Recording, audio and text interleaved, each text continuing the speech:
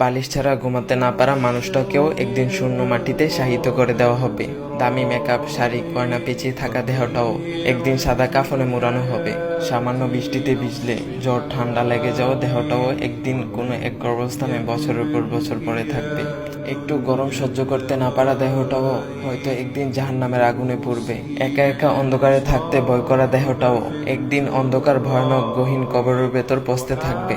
এত বন্ধু বান্ধব, আত্মীয় স্বজনদের সাথে গল্প করা মানুষটার কবরেও সময় করে একদিন কেউ দেখতে যাবে না। দিনে শতবার শূন্যতা অনুভব করা অথবা ভালোবাসি বলা মানুষগুলো আপনার মৃত্যুর কিছুদিন পর থেকে আপনাকে আর মনে রাখবে না। কোটি টাকার সোনার হরিণ রেখে গেলেও তা কোনো কাজে দিবে না, কারণ এই পৃথিবীতে সবাই শূন্য হাতে এসেছে এবং শূন্য হাতেই ফিরে যায়। সেদিন হায় হুতাশ করে কোনো লাভ হবে না, কেননা আমি আপনি রিজিক ভোগ করে ফেলেছি।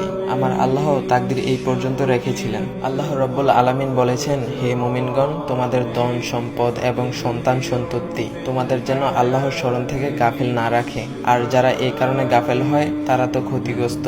এবং আমার দেওয়া রিজিক থেকে তোমাদের মৃত্যু আসার আগে থেকে ব্যয় করো। তখন সে বলবে, হে আমার রব, আমাকে আরো কিছুদিন অবকাশ দিলেন না কেন?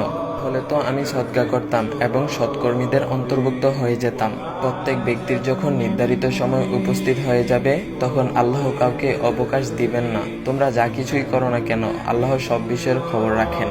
আল্লাহ আমাদের কবরের আযাব মাফ করে দিন। মৃত্যুর পরবর্তী জীবনের জন্য প্রস্তুতি গ্রহণ করার তৌফিক দান করুন। ভিডিওটি ভালো লাগলে বেশি বেশি শেয়ার করবেন এবং কপি লিংক করে দিবেন।